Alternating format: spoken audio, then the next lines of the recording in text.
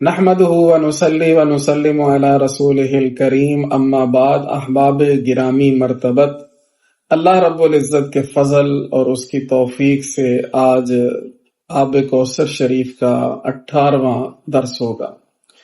ہمارے شیخ مکرم حضور فقیہ العصر رحمت اللہ تعالی علیہ نے ایک حدیث پاک اس مبارک کتاب میں ذکر فرمائی ہے۔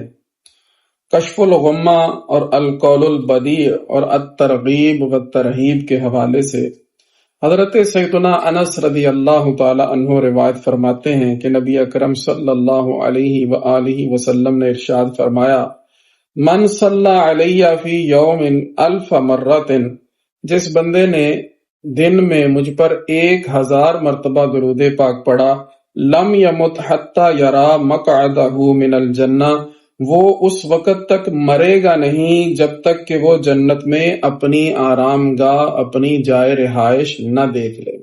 اس سے اندازہ کیجئے کہ درود پاک کی مدد کہاں کہاں ہمارے شامل حال ہوتی ہے، دنیا میں، دنیا کے ہر طرح کے معاملات میں، زندگی کے جتنے بھی مراحل ہیں ان میں، اور پھر موت کے وقت، پھر موت کے بعد قبر میں، پھر اس کے بعد حشر میں، قیامت میں۔ درود پاک ہر جگہ، ہر وقت، ہر گھڑی ہمارے ساتھ ساتھ رہتا ہے۔ درود پاک کی برکت سے ایک انسان کو اگر مرنے کے وقت جنت میں اس کی رہائش گاہ، اس کی آرام گاہ دکھا دی جائے تو موت کا وقت اس کے لیے کتنا آسان ہو جائے گا۔ اسی ضمن میں شیخ مکرم حضور فقیہ العصر رحمت اللہ تعالی علیہ نے اس کتاب میں کچھ واقعات بھی ذکر فرمائے جو میں آپ کے گوش گزار کرتا ہوں۔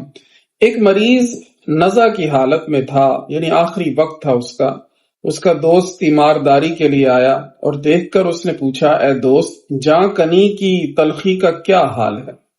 اس نے جواب دیا، مجھے تو کوئی تکلیف نہیں محسوس ہو رہی، کیونکہ میں نے علماء کرام سے سن رکھا ہے کہ جو شخص حبیب خدا محمد مصطفیٰ صلی اللہ تعالی علیہ وآلہ وسلم پر درود پاک کی کثرت کرے اسے اللہ تعالی موت کی تلخی سے امن عطا کر دیتا ہے۔ ایک اور واقعہ سن لیجئے۔ خلاد بن کثیر رحمت اللہ تعالی علیہ، ان پر جب جاں کنی کی حالت طاری ہوئی تو ان کے سر کے نیچے سے ایک ٹکڑا کاغذ کا ملا جس پر لکھا تھا، ھذہ براءۃ من النار لخلاد بن کثیر، یہ خلاد بن کثیر کے لیے جہنم سے آزادی کی سند ہے۔ لوگوں نے اس کے گھر والوں سے پوچھا کہ خلاد بن کثیر کا عمل کیا تھا، تو جواب ملا کہ یہ ہر جمعہ کو 1000 بار درود پاک پڑھا کرتے تھے۔ ایک اور خوبصورت واقعہ کچھ اس طرح سے ہے کہ بنی اسرائیل میں ایک شخص جو کہ نہایت گناہ گار اور مجرم تھا، اس نے 100 سال یا 200 سال فسق و فجور میں گزار دیے۔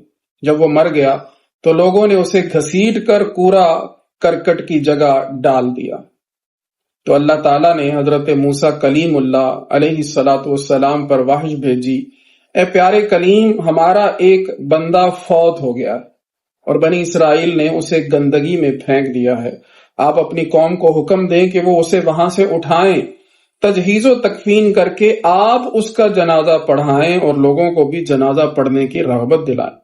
جب کلیم اللہ موسیٰ علیہ السلام وہاں پہنچے تو اس میت کو دیکھ کر پہچان لیا، تعمیل حکم کے بعد عرض کی، یا اللہ، یہ شخص مشہور ترین مجرم تھا، تو بجائے سزا کے یہ اس عنایت کا حقدار کیسے ہوا؟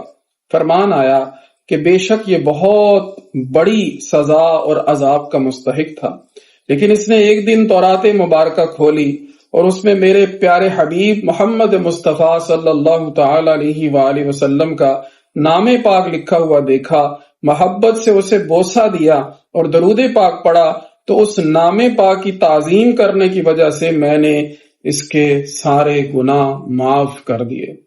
تعظیم جس نے کی ہے محمد کے نام کی، اللہ نے اس پر آتش دوزخ حرام کی۔ اللہم صلی علی النبی الامی وعلی آلہ واصحابہ وسلم۔ ایک اور واقعہ سماعت فرما لیجئے۔ امیر المؤمنین سیدنا فاروق اعظم رضی اللہ تعالیٰ عنہ کی خلافت کے زمانہ میں ایک مالدار آدمی تھا جس کا کردار اچھا نہیں تھا، لیکن اسے درود پاک پڑھنے کا بڑا شوق تھا۔ کسی وقت وہ درود پاک سے غافل نہیں رہتا تھا۔ جب اس کا آخری وقت آیا اور جاں کنی کی حالت طاری ہوئی تو اس کا چہرہ سیاہ ہو گیا اور بہت زیادہ تنگی لاحق ہوئی، یہاں تک کہ جو کوئی اس کو دیکھتا ڈر جاتا۔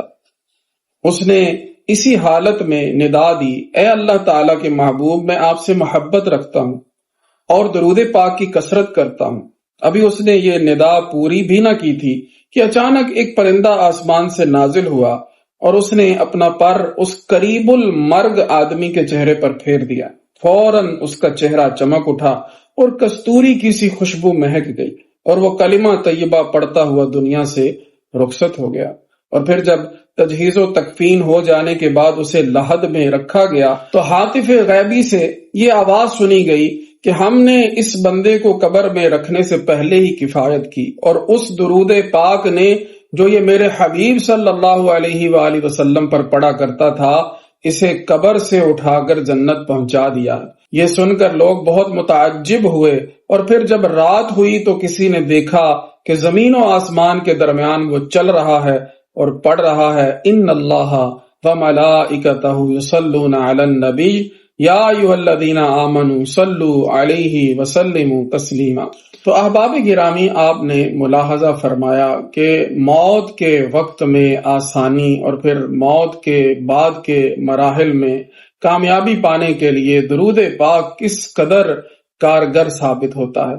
وہ کسی شاعر نے کیا خوب کہا ہے کہ آپ کا نام نامی اے صلی علی ہر جگہ ہر مصیبت میں کام آ گیا۔ یہ کامیابیاں اور یہ کامرانیاں ہمارا بھی مقدر بن سکتی ہیں اگر ہم بھی اپنی روزانہ کی مصروفیات میں خاص وقت نکال کر اپنے آقا مولا صلی اللہ تعالی علیہ وآلہ وسلم کی یاد کو اپنے دل میں بسائے، ان کی ذات اقدس پر کثرت سے درود پاک پڑھیں۔ اللہ کریم ہم سب کا حامی و ناصر ہو۔ وآخر دعوایا ان الحمد للہ رب العالمین۔